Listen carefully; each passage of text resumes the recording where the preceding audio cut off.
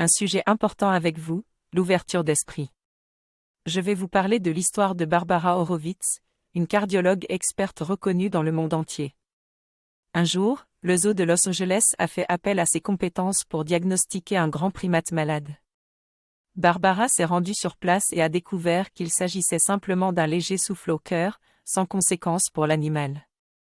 Cette expérience a été si fascinante pour elle qu'elle a accepté de faire partie des experts appelés à donner leur avis sur les animaux malades de temps en temps.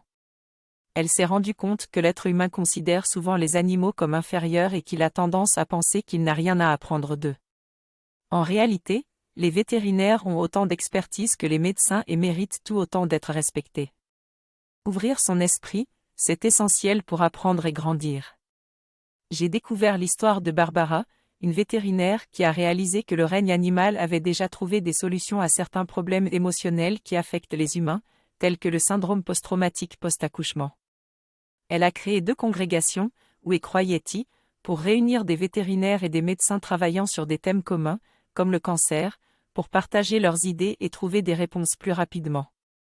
Cette histoire m'a enseigné qu'il est important d'être ouvert et d'apprendre des autres domaines, comme le marketing, pour trouver des solutions innovantes et transposer mes compétences d'un domaine à un autre.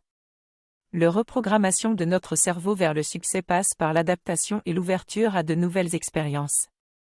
Il est important de se confronter à des difficultés pour enrichir nos connaissances, compétences et capacités d'adaptation. Être ouvert, être des « yes man » et des « Jagger » est donc primordial pour faire fonctionner notre cerveau. La capacité à s'adapter est vitale dans tous les domaines de notre vie, que ce soit dans notre travail, notre relation de couple ou même nos hobbies. Plus nous sommes ouverts, plus notre cerveau sera capable de s'adapter et de nous rendre riches de nouvelles expériences. La personne qui parle dit que nous avons besoin d'être plus ouverts dans ce monde qui devient de plus en plus fermé au niveau religieux et ethnique. Elle pense que l'ouverture est intelligente et nous permet de progresser et de mieux vivre ensemble. Elle souhaite une très bonne journée à tous et encourage à essayer de nouvelles choses car cela peut être une source d'apprentissage et de développement.